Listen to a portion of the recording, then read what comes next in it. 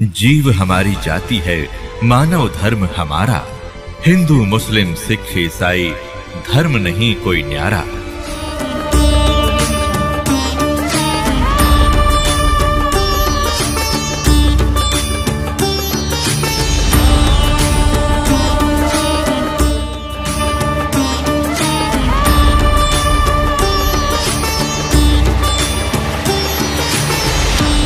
तो श्रीमद् भगवत गीता में आपको दिखाते हैं तत्वदर्शी संत की पहचान।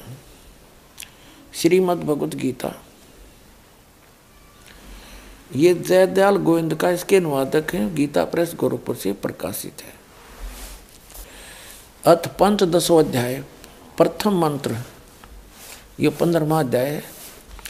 ये प्रथम मंत्र, इसमें क्या कहा है कि ऊर्ध्व मूलम अधः शाखम अश्वत्थम प्राहु अव्यम छंदासी यस्य पर्णानि ये तम वेद स वेदवित्।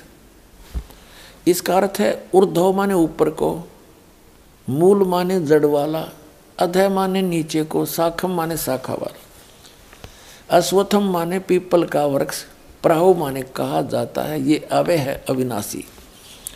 छंदासी यस्य पर्णानि, इसके जो विभाग हैं वो पत्ते आदि, शाखा आदि इसके विभाग हैं।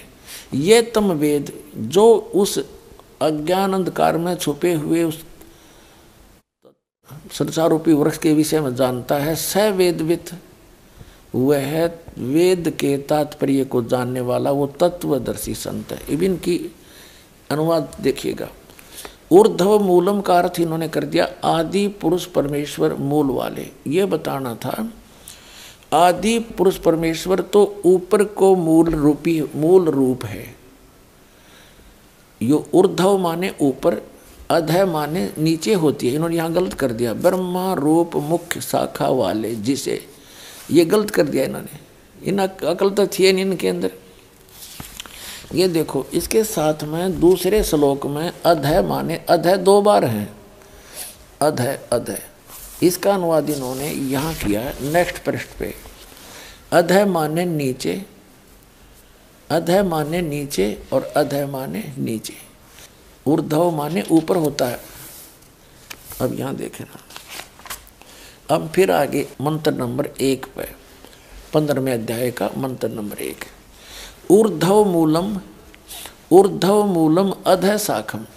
ये कहना था कि ऊपर को जड़, मूल माने जड़, ऊपर को जड़ वादी पुरुष परमेश्वर समझो, और अधः शाखम ये नीचे को शाखा वाला। ये संसार रूपी पीपल के वृक्ष को अविनाशी कहते हैं। वेद ये छंद कह दिया, वेद नहीं। ये जो नीचे शाखा और पत्ते रूपी जो विभाग हैं, छंद माने विभाग, उसके खंड जिसके पत्ते हैं कहे गए हैं, उस संसार रूप वृक्ष को जो पुरुष मूल सहित जानता है, जड़ से लेकर पत्तों तक बता देगा। वेद माने जानता है, स वेदवित्, स माने वह है, वेदवित् माने वेद के तात्पर्य को जानने वाला है।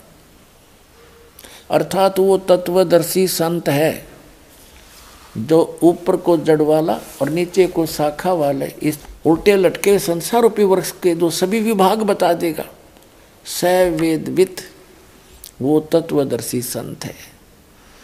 अब वो स्वयं परमात्मा आते हैं ऋग्वेद मंडल नंबर 9, सूक्त नंबर 86, मंत्र 26 और 27 में।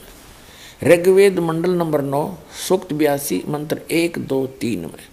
ऋग्वेद मंडल नंबर 9, सूक्त 54, 54, मंत्र 3 में। ऋग्वेद मंडल नंबर 9, सूक्त 96 के 96 के मंत्र नंबर 16 से लेकर 20 में। ऋग्वेद मंडल नंबर 9, सूक्त 94 के मंत्र नंबर 1 में।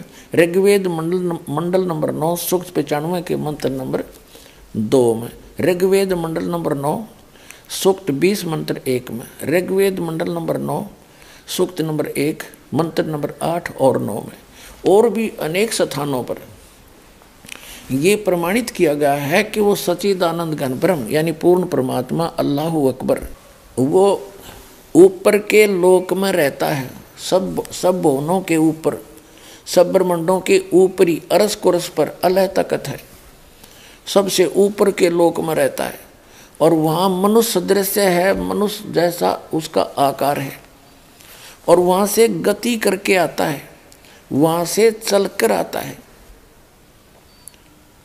सशरीर आता है मनुष्य दृश्य। और यहाँ आकर के अपने यथार्थ ज्ञान को पुण्यात्माओं तक पहुँचाता है, उनको सुनाता है। तो उस अल्लाह अकबर ने, उस बड़े भगवान ने, उस कादिर मालिक ने, उस परम अक्षर ब्रह्म ने अपने द्वारा रची हुई सृष्टि का ज्ञान स्वयं ही आकर बताना पड़ा। और तो जान कैसे सकते? तो उन्होंने कहा है अक्षर पुरुष एक पेड़ है और सरपुरुष वा की डार, और तीनों देवा शाखा हैं ये पात रूप संसार। अब वो ज्ञान इस दास को दिया परमात्मा ने, क्योंकि उनका आदेश था। जब वो मालिक आए थे, सह शरीर आए थे, सह शरीर चले गए थे, ना उनका जन्म हुआ और न उनकी मृत्यु हुई। सह शरीर आए थे, सह शरीर गए थे। वो कौन? काशी के अंदर वो अल्लाह अकबर, वो धानक जुल्हा रूप में वो परमात्मा स्वयं वहाँ रहे, अपनी जानकारी आप ही दी, यथार्थ ज्ञान भी आप ही बोला, जो सच्चिदानंद घन ब्रह्म की वाणी में लिपिबद्ध किया गया। और जिन महापुरुषों को परमात्मा ऊपर लेकर गए, फिर उनको वापस छोड़ा। उन्होंने भी वही ज्ञान एज इट इज मालिक का दिया हुआ अपनी अमृत वाणी में बोला। तो इससे क्या स्पष्ट हुआ कि ऊपर को जड़ वाला, ऊपर को जड़ मूल मालिक है और नीचे को तीनों गुण रूपी शाखा वाला, ये उल्टा लटका हुआ संसार रूपी वृक्ष है।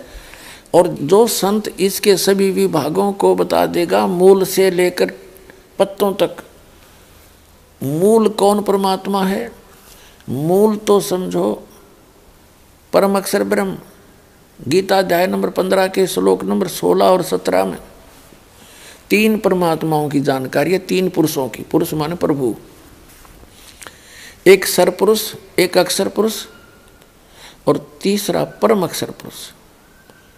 परम अक्षर ब्रह्म कहो, सर ब्रह्म कहो, सर पुरुष कहो, अक्षर पुरुष कहो, अक्षर ब्रह्म कहो, परम अक्षर पुरुष कहो, परम अक्षर ब्रह्म कहो, उसको अल्लाह ताला कहो, उसको अल्लाह अकबर कहो, परम अक्षर ब्रह्म कहो, और उसको सत्य पुरुष कहो, अविनाशी परमात्मा कहो। उस एक ही परमात्मा के पर्यायवाची शब्द है सरपुरुष और सरब्रह्म और ज्योत स्वरूपी निरंजन काल, ये इस काल ब्रह्म के पर्यायवाची शब्द हैं। और परब्रह्म और अक्षर पुरुष ये इस सात संग ब्रह्मांड के इस सरपुरुष का पर्यायवाची शब्द है। अपनात्माओं, जो सरपुरुष है, सरपुरुष कहो, इसको सरब्रह्म कहो, इसको काल कहो, शैतान कहो। इसके 21 ब्रह्मांड हैं और 21 ब्रह्मांड के प्राणी जन्म और मृत्यु में सदा रहते हैं। इनकी कभी जन्म और मृत्यु समाप्त नहीं हो सकती। उस पूर्ण परमात्मा ने आके जो मार्ग बताया है, अपनी जानकारी बताई है, उस साधना से फिर ये जन्म और मृत्यु समाप्त हो सकती है। तो सरपुरुष ये 21 ब्रह्मांड का स्वामी है और अक्षर पुरुष ये 7 शंख ब्रह्मांड का, नील पद्म शंख, 7 शंख ब्रह्मांड का स्वामी है, मालिक है। कंप्लीट गॉड नहीं है, अल्लाह ताला नहीं है। और ये सरपुरुष भी यानी ब्रह्म भी अल्लाह ताला नहीं है। वो परम अक्षर ब्रह्म जो असंख्य ब्रह्मांड का स्वामी है, जो इस अक्षर पुरुष के ऊपर भी मालिक है और सर पुरुष के ऊपर, इस ब्रह्म के ऊपर भी वो मालिक है। वो ओवरऑल कंट्रोलर है। वो वास्तव में महान परमात्मा है। वो अल्लाह अकबर है। वो परम अक्षर ब्रह्म है। उसको हम अकाल मूर्त, उसी को शब्द स्वरूपी राम, उसी को सतपुरुष, सत्य पुरुष कहो और ऑलमाइटी गॉड कहो, कंप्लीट गॉड कहो। वो परमात्मा है। और वही काशी के अंदर, बनारस के अंदर 120 वर्ष रहे, सह शरीर आए थे, शिशु रूप धारण किया, कमल के फूल पर प्रकट हुए। वहाँ से नीरू नीमा नाम के एक दुल्हा दंपति निसंतान थे, वो उठा ले गए। और फिर धीरे धीरे बड़े हुए, अपना यथार्थ ज्ञान प्रचार किया, अपने मुख कमल से बोला वो यथार्थ ज्ञान, उनके मुख कमल से उच्चरित वाणी सच्चिदानंद घन ब्रह्म की वाणी में लिपिबद्ध किया गया धर्मदास जी द्वारा। और वो ज्ञान आज इस दास के पास उपलब्ध है। उसके भी अतिरिक्त कबीर सागर में, कबीर वाणी में सच्चिदानंद घन ब्रह्म ने कहा है कि इस काल को धोखा देने के लिए मैंने बहुत सा ज्ञान दिया, लेकिन वो मूल ज्ञान है उसको अभी गुप्त रखा था, तो वो मूल ज्ञान इस दास को दिया दाता ने। कबीर साहब कहते हैं कि 33 अरब ज्ञान हम बाखा और मूल ज्ञान हमने गुप्त ही रखा। और धर्मदास जी से कहा था, मूल ज्ञान तुम तब तक छुपाई जब तक द्वादश पंथ ना मिट जाए। तो वो मूल ज्ञान परमात्मा ने जो 33 अरब वाणी बोलकर भी गुप्त रखा था, वो इस दास को दिया। तो वो कंप्लीट स्पिरिचुअल नॉलेज इस दास को कबीर भगवान ने प्रदान किया। क्योंकि पहले जो भी ज्ञान मालिक ने दिया महापुरुषों को, तो उन्होंने उनको वाणी के माध्यम से, लोकोक्तियों के माध्यम से, शब्दावली के माध्यम से बोला। और वो ऐसे गूढ़ शब्दों में बोला गया कि आम आदमी उसको समझ नहीं सका। तो वो भेद, वो रहस्य छुपा रहा। अब इस दास पर कृपा करी, उन सदग्रंथों के उन गूढ़ रहस्यों को, जैसे वेदों के मंत्र, गीता जी के श्लोक और कुरान शरीफ की आयत, इस दास के अतिरिक्त ना तो मुसलमानों की समझ में आई, ना हिंदू सनातन धर्म के व्यक्तियों के समझ में आई, आचार्य और शंकराचार्य और मंडलेश्वर गुरुओं के नहीं समझ में आई, और ना ही कुरान शरीफ के आयत इन मुल्ला और काजियों के समझ में आई। इस दास पर दया करी। इस दास ने सब ग्रंथों को ठीक से समझा और जाना, आपके रूबरू किया।